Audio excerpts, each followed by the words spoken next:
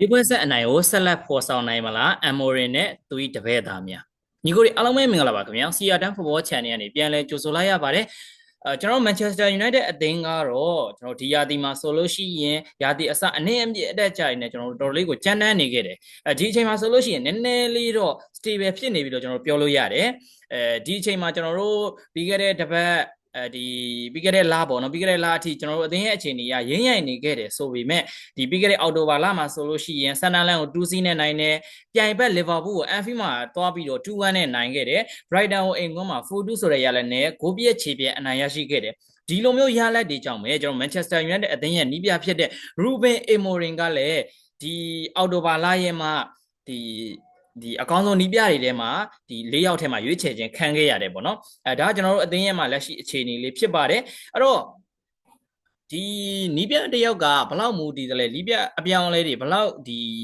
နီးပြအပြောင်းလဲတွေကြမှာဘလောက်တိုင်ပတ်တက်လဲဆိုတာကကျွန်တော်တို့ဒီ Nottingham Forest ကအကောင်းဆုံးသက်သေပြနေတယ်ကျွန်တော်တို့အခုရှင်မြန်ရမှာကလည်းအဲ့ဒီ Nottingham Forest ပဲဖြစ်ပါတယ်ကျွန်တော်တို့ Manchester United ကအဝေးကွင်းသွားပြီးတော့ကန်ရမယ် Nottingham Forest ရဲ့ကွင်းမှာသွားပြီးတော့ကန်ရမယ်ပေါ့နော်အဲ့တော့ Forest ကလည်းဒီပြီးခဲ့တဲ့ရာသီတုန်းကဒီ Europa League ဝင်ခွင့်အထိရခဲ့တယ်ဒီအကောင်းဆုံးသူတို့ရှင်မြန်ခဲ့တယ် Champions League ဝင်ခွင့်တော့မှနောက်ဆုံးအချိန်အထိသူတို့တိုက်ပွဲဝင်သွားခဲ့တယ် Chelsea ကိုရှုံးလို့တာသူတို့လက်လွတ်ခဲ့ရတာအဲ့ဒီအချိန်မှာနီးပြနူနိုဆန်တိုစ်နဲ့ဒီပိုင်ရှင်ရဲ့ဂျားထဲမှာကရောက်ကစားတွေဖြစ်ပြီးတော့ဒီနူနိုကိုထုတ်တယ်ပြီးရင်ဒီ Postecoglou ကို Postecoglou ကိုခန်းခဲ့တယ်ဒါပေမဲ့အသင်းရဲ့ကစားပုံနဲ့ရှိတဲ့ကစားသမားတွေကလမိုင်းမကတ်ဘူးဒီအချိန်မှာနောက်ထပ်နီးပြတယောက်ထပ်ပြီးတော့ပြောင်းထားတယ်ဒါကကျွန်တော်တို့ဒီ Premier League မှာလုံးဝကိုကျင်လည်နေကြဖြစ်တဲ့ဒီရှောင်းတိုက်ပဲဖြစ်ပါတယ်အဲ့တော့နီးပြအသစ်လက်ထက်မှာဒီပထမဆုံးပေါ်တိုနဲ့ပွဲစဉ်ကို2-0ဆိုတဲ့ရလဒ်နဲ့အိမ်ဝန်းမှာနိုင်ခဲ့တယ်ဒါပေမဲ့အဝေးကွင်းသွားကန်တဲ့အချိန်မှာဆိုလို့ရှိရင်တော့ဘုံပေါက်ကိုသွားပြီးတော့ရှုံးခဲ့တယ်အဲ့တော့ပြောမယ်ဆိုလို့ရှိရင်အိမ်ဝင်းကတော့ကျွန်တော်တို့ Nottingham Forest ကိုဘယ်တော့မှ short တက်လို့မရဘူးဒီတစ်ချက်ကိုကျွန်တော်တို့သတိထားရမယ်ပြီးရင်နီးပြအပြောင်းလဲချတဲ့မှာသူတို့အကောင်းဆုံးဒီတုံ့ပြန်လာမယ်ဆိုတော့ကျွန်တော်ယုံကြည်ထားတယ်ဒါကြောင့်မလို့ဒီနေ့ပွဲစဉ်ကပြီးခဲ့တဲ့ Brighton နဲ့ပွဲစဉ်ထက်ကိုပို့ပြီးတော့ကျွန်တော်တို့အားစိုက်ပြီးတော့ကစားဖို့လိုတယ်မဖြစ်မနေနိုင်မွေးရရှိဖို့လည်းလိုနေပါတယ်အဲ့တော့လက်ရှိအခြေအနေအရဒီ Nottingham Forest ကနည်းနည်းလေးကိုရောကြနေတယ်လို့ထင်တယ်ကျွန်တော်အသင်းကတော့၃ပွဲဆက်နိုင်ပွဲနဲ့အတူဟိုနည်းနည်းလေးတော့အထက်ကနေကစားရမယ်လို့အထက်စီးနဲ့ကစားရမယ်လို့ကျွန်တော်တော့ထင်ပါတယ်အဲ့တော့ကျွန်တော်အနေနဲ့ဒီပွဲစဉ်နဲ့ပတ်သက်ပြီးတော့ဖြစ်လာနိုင်တဲ့ပွဲကြိုသုံးသက်ချက်လေးကိုကျွန်တော်တို့ဟိုလောက်တော့မှဖြစ်ပါတယ်အဲ့တော့ကျွန်တော်ခံမှန်းလိုင်းရလေးကိုကျွန်တော်တို့စပြီးတော့ပြောကြည့်လိုက်ရအောင်အဲ့တော့ခံမှန်းလိုင်းမပြောခင်မှာပြီးခဲ့တဲ့ရာသီတုန်းကကျွန်တော်တို့နှစ်ပွဲစလုံးရှုံးထားတာပါ Nottingham Forest ကွင်းမှာကျွန်တော်တို့ Elan 9ရဲ့တလုံးနဲ့တော့သွင်းကိုနဲ့ 1-0 နဲ့ရှုံးတယ်ကိုယ့်ရဲ့အိမ်ဝင် Old Trafford မှာ Onana ရဲ့အမားတွေကနေတဆင်ကျွန်တော်တို့ရှုံးနေခဲ့တယ်အဲ့တော့ဒီနေ့ပွဲစဉ်မှာတော့ကျွန်တော်တို့အသင်းဘက်မှာအဲ့လိုမျိုးဒီတဝူချင်းဂျင်းထဲမဲ့ player တွေတော့မရှိဘူးလို့ကျွန်တော်ယုံကြည်ထားတယ်အဲ့တော့ကျွန်တော်ဒီ line ရက်လေးကိုကျွန်တော်ဆွေးနွေးသွားခြင်းတယ်အဲ့တော့ညီကိုနဲ့အတူဆွေးနွေးကြည့်အောင် Nottingham Forest ကတော့ရှောင်းတိုက်ရဲ့လက်အောက်မှာ 4-2-3-1 ပုံစံနဲ့ပေါ်ထွက်လာလိမ့်မယ်လို့ထင်တယ်သူတို့ကတော့ဒီ on paper မှာတော့ 4-2-3-1 ပေါ့နော်ဒါပေမဲ့တကယ်ကစားတဲ့အချိန်မှာဒီနောက်ခံလူတွေ sorry ဒီ wing back တောင်မှန်ဖြစ်တဲ့ O'Dwyer နဲ့ဒီ O'Dwyer နဲ့ဒီဘက်ကဒီ Nauri ဒီနှစ်ယောက်ကဒီနောက်ဆင်းပြီးတော့နည်းနည်းကစားတယ်အဲ့ဒီအချိန်မှာသူတို့ရဲ့မှာကစားကွက်က4-4-2ပုံစံမျိုးဖြစ်တယ်ဂိုသမားနေရာမှာတော့ Cell ပါတယ် Belgian ဒီ Belgian ဂိုသမားပေါ့နော်အဲ့တော့ဒီနောက်တန်း၄ယောက်တန်းနေရာမှာဆိုလို့ရှိရင်တော့ Nico Williams ရဲ့ Murillo ရဲ့ Milankovic ရဲ့ဒီ Savannah ရဲ့အဲ့ဒီထဲမှာကျွန်တော်ကြောက်တာကဒီနောက်ခံလူ2ယောက်ပဲအဓိက Murillo နဲ့ Milankovic Milankovic ဆိုလို့ရှိရင်လည်းအသင်းကြီးတစ်မှာကစားလို့ရတဲ့အရေးချင်းရှိတယ် Murillo ဆိုလို့ရှိရင်လည်းလူငယ်ချစ်တတ်ဗျာအဲ့တော့ဘာဖြစ်ဖြစ်သူတို့အသင်းရဲ့မှာဒီ CCB 2ယောက်နေရာကတော့အတော်လေးအဆင်ပြေတယ်ဂိုသမားဆဲကလည်းအဆင်ပြေလို့ပြောလို့ရတယ်ဒါပေမဲ့ကျွန်တော် Nottingham Forest မှာနည်းနည်းအားနည်းချက်ရှိနိုင်တဲ့နေရာက wing back တွေလို့ထင်တယ် sorry wing back တောင်ဖြစ်တယ်ဒီ full back လို့ခေါ်တယ်ကျွန်တော် left back နဲ့ right back ပေါ့နော် Nico Williams နဲ့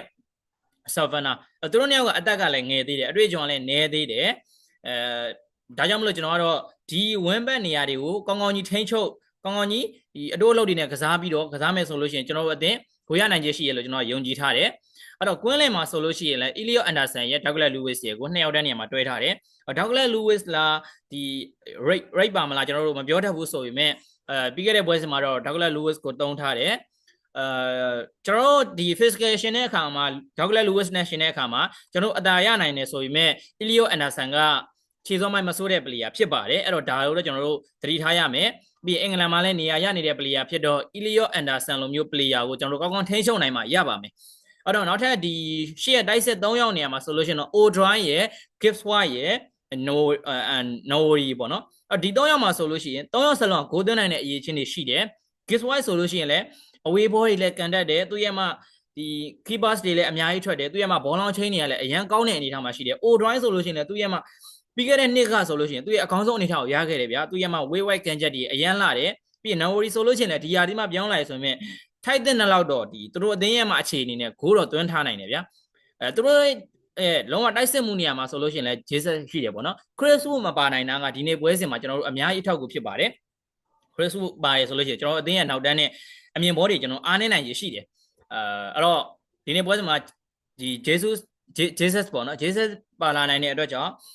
ကျွန်တော်အသင်းရဲ့မှာတိုက်စစ်မှုတွေအနေနဲ့ညံနှုံးလေးကိုတော့သတိထားရမယ်လို့ထင်တယ်အဲ့တော့အနှစ်ချုပ်ပြီးပြောရမယ်ဆိုလို့ရှိရင် Forest မှာသတိထားရမယ် player လေးတွေရှိပါတယ်အဲ့တော့သူတို့ကဘာလဲဆိုရင်ဒီ Morilo နဲ့ Milankovic Savic ရယ်ပြီးရင်ကွင်းလေရElliot Anderson ရယ်ပြီးရင် Gibbs White ရယ်ကျွန်တော်တို့ဒီ3ယောက်ကိုပို့ပြီးတော့ဒီ4ယောက်ကိုပို့ပြီးတော့သတိထားပြီးတော့ကစားစေချင်ပါတယ်ကျွန်တော်တို့အသင်းရဲ့မှာထိုးဖောက်လို့ရမယ့်နေရာတွေကတော့ Nico William ရဲ့မှာဒီ left wing back ရယ်ဒီ right wing back က Savannah ရဲ့ဒီဆို wing back တောင်ဖြစ်ပါတယ်ကျွန်တော် full back တွေပေါ့နော် left back နဲ့ right back လို့ကျွန်တော်ထင်တယ်ဒါတော့ကျွန်တော် Forest ရဲ့မှာ line up ကိုဆွေးနွေးတော့ဖြစ်ပါတယ်သူတို့ရဲ့မှာကစားပုံကိုကြည့်ရမယ်ဆိုလို့ရှိရင်အဲ့တော့ဒီ O'Dry နဲ့ဒီဘက်ကဒီ Nowori နဲ့ကနောက်ကိုနည်းနည်းဆင်းပြီးတော့ Gibbs White ကရှေ့နည်းနည်းတက်ပြီးတော့ကစားလိမ့်မယ်လို့ထင်တယ်သူတို့အနေနဲ့ဘယ်လိုပဲဖြစ်ဖြစ်ဗျာရှောင်းတိုက်ကစားတာဖြစ်တဲ့အတွက်ကြောင့် low block mid block ကောင်းကောင်းကစားနိုင်တယ်ဗျာအဲ့တော့အဲ့ဒီကသူတို့ရဲ့မှာအားနည်းချက်ဖြစ်သွားနိုင်တာကျွန်တော်တို့အဲ့ဒီတောင်ပန်နီလို့ပဲကျွန်တော်ကတော့ထင်တယ်ညီကိုတို့ကဘယ်လိုထင်ကြလဲကိုယ့်ရဲ့အမြင်လေးတွေကိုရေးပေးလို့ရပါတယ်သူတို့ကဒီကွင်းလယ်မှာစံထွက်ဆုံးမှာကြက်အောင်ကစားနိုင်တဲ့အရေးရှင်းရှိတယ်ဓာတ်ရိုက်လောင်ပွဲနဲ့ကန်နေနိုင်တဲ့အရေးရှင်းရှိတယ်ပေါ့နော်ပြီးခဲ့တဲ့ Forest နဲ့ပွဲစဉ်မှာလည်း sorry Forest တောင်ပြတယ်ပြီးခဲ့တဲ့သူတို့ဒီဘုံမောင်းနဲ့ပွဲစဉ်မှာဆိုလို့ရှိရင်လည်းသူတို့ကဂိုးတာပေးလိုက်ရတာဗျာဒီ big chance ကနေဂိုးပေးလိုက်ရတာမဟုတ်ဘဲနဲ့ away ကန်ချက်တွေကနေဂိုးပေးလိုက်ရတဲ့အနေအထားတွေမှာရှိတယ်ပြီးရင် Gibbs White တို့ရဲ့ away ကန်ချက်တွေ Elliot Anderson တို့ရဲ့ away ကန်ချက်တွေကိုကျွန်တော်သတိထားရမယ်O'Dry ရဲ့မှာဒီ way wide curve တွေကလည်းကျွန်တော်တို့သတိထားရမယ့်အနေအထားတစ်ခုမှာရှိပါတယ်အဲ့တော့ကျွန်တော်အသင်းသေချာလေးကူးစားပြီးတော့ကစားမယ်ဆိုလို့ရှိရင်ဒီ player တွေကိုထိန်းချုပ်နိုင်မယ်ဆိုလို့ရှိရင်ကျွန်တော်အသင်းအသာရနိုင်ခြေရှိတယ်လို့ကျွန်တော်ကတော့ထင်မြင်မိပါတယ်အဲ့တော့ကျွန်တော်တို့ Manchester United အသင်းဘက်ကိုကျွန်တော်တို့ဆွေးနွေးကြည့်ရအောင်အဲ့တော့ United ကတော့ဂိုးသမားနေရာမှာတော့ Salamans ပဲပေါ့နော်ဘာပဲဖြစ်ကျွန်တော်တို့ယုံကြည်စိတ်ချဆုံး player ဗျာဂိုးသမားနေရာမှာဆိုလို့ရှိရင်တခြားဘယန်နာလည်းစိတ်မချဘူး Onana တော့လည်းရောင်းတယ်ဒါပေမဲ့ Salamans ပဲကျွန်တော်တို့ပါမယ်လို့ထင်တယ်ပြီးတော့ကျွန်တော်တို့ကဒီ3421ပုံစံနဲ့ကစားမှာဖြစ်တဲ့အတွက်ကြောင့်နောက်တန်း3ယောက်ပေါ့နော်နောက်တန်း3ယောက်နေရာမှာဆိုလို့ရှိရင်တော့ Euro ရဲ့ T-List ရဲ့ Lucio ရဲ့အဲ့တော့ဖြစ်နိုင်ခြေရှိတာကဒီ3ယောက်ဒါပေမဲ့မကွိုင်းရလဲပါကောင်းပါနိုင်တယ်ဒါပေမဲ့ကျွန်တော်ကတော့ဒီအတွဲကိုတော့အကြိုက်ဆုံးပေါ့နော်ဒီ list ကလည်းမြန်နှုံးမြင့်တယ်သူကဖြစ်ထုံးမှုတွေကကောင်းတယ် Lucio ကလည်းပြီးခဲ့တဲ့ပွဲစဉ်မှာအကောင်းဆုံးဖောင်ကိုပြထားတယ် Euro ကလည်းနီးပြ Emory ရဲ့ system မှာအံဝင်လာပြီးလို့ယူဆရတယ်ဗျာဒီ list ကိုကျွန်တော် RCB မှာမြင်လို့ကိုမရဘူး RCB မှာဒီ list ကစားရဆိုလို့ရှိရင်ကျွန်တော်အသင်းရဲ့မှာတိုက်ဆက်ကတခုခုတော့လိုအပ်နေတယ်လို့ကျွန်တော်ခံစားရတယ်သူကဘောလုံးတွေမထွက်ဘူးဗျာအဲ့ဒီအချိန်မှာကျွန်တော်ကတော့ Euro ပဲ RCB မှာကစားစေချင်တယ် CCB မှာတော့ဒီ list LCB မှာ Lucio အဲ့တော့ကျွန်တော်တို့ဒီကွင်းလယ်ကိုဆွေးနွေးကြည့်အောင်ကွင်းလယ်မှာတော့ Casemiro နဲ့ Bruno ပေါ့နော်ဒါကတော့ချွင်းချက်မရှိUgarte ကလည်းသုံးစားလို့မရဘူးဗျာမိန်နူးကလည်းနီးပြလိုချင်တဲ့ပုံစံမဖြစ်နေတဲ့အချိန်မှာ Casemiro နဲ့ Bruno ကလည်းကျွန်တော်တို့မှာရွေးချယ်စရာမရှိပါ Bruno နဲ့ Casemiro အကောင်းဆုံးပုံစံပြဖို့ပဲမျှော်လင့်နေ Casemiro ကနောက်မှထိုင်မယ် Bruno ကရှေ့တက်နောက်ဆင်းကစားမယ် box to box ပုံစံကစားမယ် Bruno ရဲ့မှာ chance create တွေကျွန်တော်တို့လိုအပ်နေသေးရဲ့ဒါပေမဲ့နည်းနည်းလေးတော့ရောချသွားပြီအံပုံပုံရှိတယ်ခုညာရှိတယ်ဒါလေးတော့ကျွန်တော်တို့အားသာချက်တစ်ခုပေါ့နော်နောက်ထပ်ကျွန်တော်တို့ win back တွေကိုကြည့်မယ်ဆိုလို့ရှိရင်လည်းဒီ right wing back မှာ Ahmed Diallo left wing back မှာဒါလို့ဒိုကူတော့တော့မထည့်လိုက်နဲ့ဒိုကူကသူ့အနေနဲ့သူတိုင်းပတ်နေတာအဲ့တော့ဒါလို့ပဲကောင်းသည်ဖြစ်စေမကောင်းသည်ဖြစ်စေသူရဲ့မှာပုံမှန်ကစားနေကြနေရဟုတ်သည်ဖြစ်စေမဟုတ်သည်ဖြစ်စေကျွန်တော်တို့ဒါလို့ပဲပေါ်ထွက်စေခြင်းနဲ့ဘာလဲဆိုလို့ရှိရင်ကျွန်တော်တို့ရဲ့မှာwin back တွေကလည်းရှင်းပြောရင်ဗျာဒေါကူကလည်းတုံးစားလို့မရတဲ့အနေအထားမှာဖြစ်နေတယ်ဒီအချိန်မှာအဲ့တော့ကျွန်တော်တို့ဒါလို့ပဲပေါ်ထွက်လာလိမ့်မယ်လို့ထင်တယ်ပြီးတော့ရင် Ahmed Diallo အဲ့တော့ Ahmed Diallo ကတော့ကျွန်တော်ချွင်းချက်မရှိအံပုံမှုနဲ့အတွဲဖက်ညီကစားလိမ့်မယ်သူရဲ့မှာဒီတယောက်ချင်းဖြတ်ကျော်မှုတွေသူရဲ့မှာ area ထဲဆွဲဝင်ပြီးတော့ပြန်ပြီးတော့ချိုးပေးတာတွေကတော်တော်လေးကိုကျွန်တော်တို့အသင်းအတွက်အထောက်အကူဖြစ်ပါလိမ့်မယ်အဲ့ဒီနေရာမှာကျွန်တော်ပြောချင်တာကဒီ win back တွေကအများကြီးအလုပ်လုပ်ရလိမ့်မယ်ဒီနေ့ပွဲစဉ်မှာ ဘာလို့ဆိုလို့ရှိရင်ကျွန်တော်တို့ကဒီပြိုင်ဘက်အသင်းကိုဒီကွင်းလျံတွေထိန်းချုပ်ဖို့ရန်အတွက်ကျွန်တော်ခက်ခဲနေတဲ့အချိန်မှာကျွန်တော်တို့ရဲ့ win back တွေကအလုံးလုံးမှဖြစ်မယ်ဒါကြောင့်မလို့ကျွန်တော်တို့ဒါလုံးနဲ့အမတ်ဒီယာလိုပဲပေါ်ထွက်လာနိုင်မယ်လို့ထင်ပါတယ်ကျွန်တော်တို့ရဲ့မှာဒီ second striker 2ယောက်ပေါ့နော်အဲ့တော့ဒီ2ယောက်နေရာမှာတော့အမိုးဘူးနဲ့ကူညာပဲကျွန်တော်တို့ဖြစ်စေခြင်းနဲ့ဘာလို့ဆိုလို့ရှိရင်ကူညာက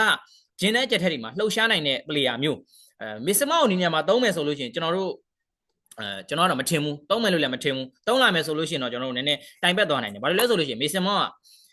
present shape မှာကောင်းနေဆိုရင်ဒီနေ့ပွဲစဉ်မှာကျွန်တော်တို့ကတိုက်စစ်ဖွင့်ပြီးကစားလိုက်မယ်လို့ကျွန်တော်တို့ထင်တယ်ဒါကြောင့်မလို့ကူညာလိုမျိုးအရေးသွင်းမြင့်နဲ့သူ့ရဲ့မှာတကူတော့စွမ်းဆောင်ရည်နဲ့ဂိုးသွင်းတတ်တဲ့ကူညာလိုမျိုး player ကိုလိုတယ်နီးပြရဲ့မှာပွဲထွက်အခင်းအကျိုးလည်းကျွန်တော်တတိထားပြီးစောင့်ကြည့်ရမယ်နီးပြတလွဲမလုံးဖို့ပဲကျွန်တော်တို့ဆူတောင်းနေရတယ်နောက်ထပ်တစ်ယောက်ကတော့အမ်ဘူကတော့မဖြစ်နေပါမှာပါဒီနေ့ပွဲစဉ်မှာသူဘာလို့ပြရမလဲဆိုတော့ကျွန်တော်စောင့်ကြည့်ရမယ်သူရဲ့မှာကန်ချက်တွေသူရဲ့မှာ finishing တွေကတော့လေးကိုကောင်းတယ်ကျွန်တော်တို့အများကြီးအထောက်အကူဖြစ်တယ်ဒီနေ့ပွဲစဉ်မှာလည်းအထောက်အကူဖြစ်မယ်လို့ကျွန်တော်မျှော်လင့်ထားပါတယ်နောက်ထပ်ကတော့ကျွန်တော်တို့ set score ပေါ့နော်အဲ့တော့ချွင်းချက်မရှိ set score ပါပဲအဲ့တော့ပြီးခဲ့တဲ့ပွဲစဉ်မှာဆိုလို့ရှိရင်ဒီ hold up play တွေအရန်ကောင်းနေအမ်ဘူနဲ့တွဲတဲ့အခါမှာတော်လေးအဆင်ပြေတယ်ကုညာနဲ့ဘောလုံးလမ်းကြောင်းချပေးတာလည်းအဆင်ပြေတယ်အဲ့တော့ဒါကတော့ကျွန်တော်ဖြစ်စေခြင်းနဲ့ Manchester United အသင်းရဲ့မှာ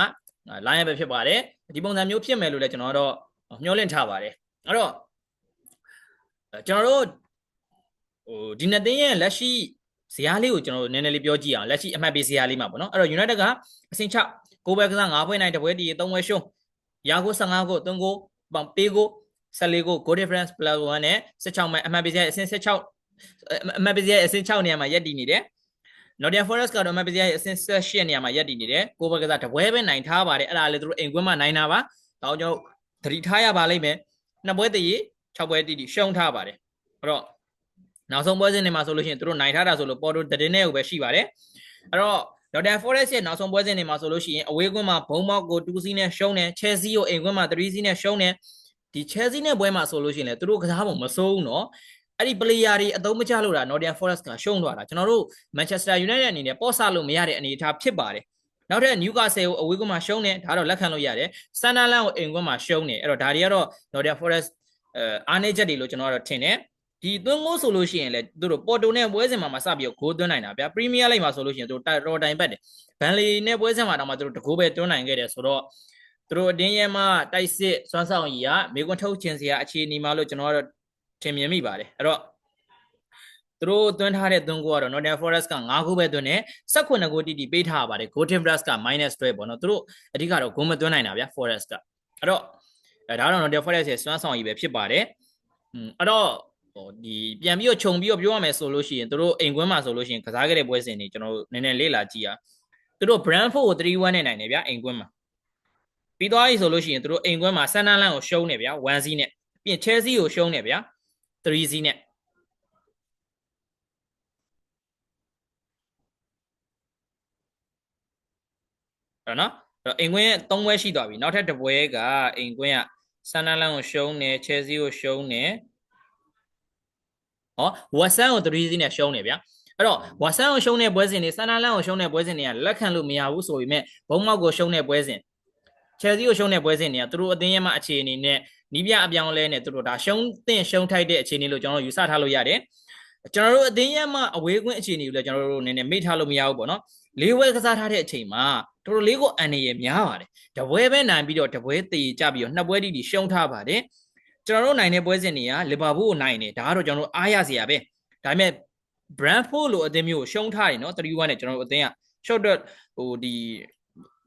short dot ပြီးတော့ကစားလို့မရဘူး Man City ကိုရှုံးခဲ့တဲ့ပွဲစဉ်ရှိတယ်လက်ခံလို့ရတယ် Fulham ကိုကျွန်တော်တို့တည်ကြထားတယ်အဲ့တော့ပြောမယ်ဆိုလို့ရှိရင်ကျွန်တော်အသင်းကြီးအနေနဲ့ပဲရှုံးထားတဲ့အနေအထားပေါ့နော်ဘယ်လိုပဲဖြစ်ဗျာကျွန်တော်ကတော့ foul နေတက်နေတဲ့အချိန်မှာကိုယ်အသင်းအနေနဲ့များများလေးနိုင်ပွဲတွေရထားမှကျွန်တော်တို့အတွက်တန်ခါကြမှာမဟုတ်ဆိုလို့ရှိရင်နောက်ဒီအာမတ်တို့အမဘူတို့မရှိတဲ့အချိန်မှာကျွန်တော်အသင်းအနေနဲ့ပို့ပြီးတော့တိုင်းပတ်သွားနိုင်တယ်ဒါကြောင့်မလို့ဒီနေ့ပွဲစဉ်မှာကျွန်တော်ကတော့အနိုင်မဲလိုချင်တယ်ဘလူးနိုင်တယ်ဗျ1-0နဲ့ပဲနိုင်တယ်2-1နဲ့ပဲနိုင်တယ်3-0နဲ့ပဲနိုင်တယ်ဘလူးနိုင်တယ်ကျွန်တော်ကတော့အနိုင်ရလက်ကပဲအဓိကလို့ကျွန်တော်ကတော့ဒီထင်ပါတယ်အဲ့တော့အနည်းချုပ်ပြီးပြန်ပြောရမယ်ဆိုလို့ရှိရင်ကျွန်တော်အသင်းမှာကဖောင်တက်နေတဲ့အချိန်တစ်ဖက်အသင်းကနီးပြအပြောင်းလဲနဲ့တိုင်းပတ်နေတဲ့အချိန်မှာကိုရီအနေနဲ့ဒီလိုအချိန်မှမနိုင်ရင်တော့နိုင်စရာအကြောင်းမရှိတော့ဘူးဘာမှညှာတာနေစရာလည်းမရှိဘူးအားနာနေစရာလည်းအကြောင်းလည်းမရှိဘူးအဲ့တော့မဖြစ်မနေနိုင်မို့လို့တယ် နိုင်မယ်လို့လည်းကျွန်တော်ကတော့ percentage တော်တော်များများယုံကြည်ထားတယ်အဲ့တော့ကျွန်တော်အနေနဲ့85%လောက်ကို United အနိုင်လို့ယုံကြည်ထားပြီးတော့ကျန်တဲ့50% လောက်ကိုတည်ကြမယ် red ကျန်တဲ့ 10% ကိုတော့ Nottingham Forest အင်ကွင်းဖြစ်တဲ့အတွက်ကြောင့်ကျွန်တော်ကတော့ Nottingham Forest အနိုင်ကို 10% လို့ကျွန်တော်တော့ခံမှန်းထားပါတယ်အဲ့တော့ညီကိုတို့ရဲ့အမြင်အောင်ဘယ်လိုမြင်လဲကိုယ့်ရဲ့အမြင်လေးတွေကို comment မှာဝင်ရောက်မှတ်ချက်ရေးပေးခဲ့ကြပါဦးကျွန်တော်ရဲ့ channel လေးကိုလည်း like and follow like and subscribe လုပ်ခဲ့ကြပါဦးခင်ဗျကြည့်ရှုအားပေးခဲ့တဲ့ညီကိုတို့ချင်းတွေကိုကျေးဇူးအထူးတင်ရှိပါတယ်ခင်ဗျ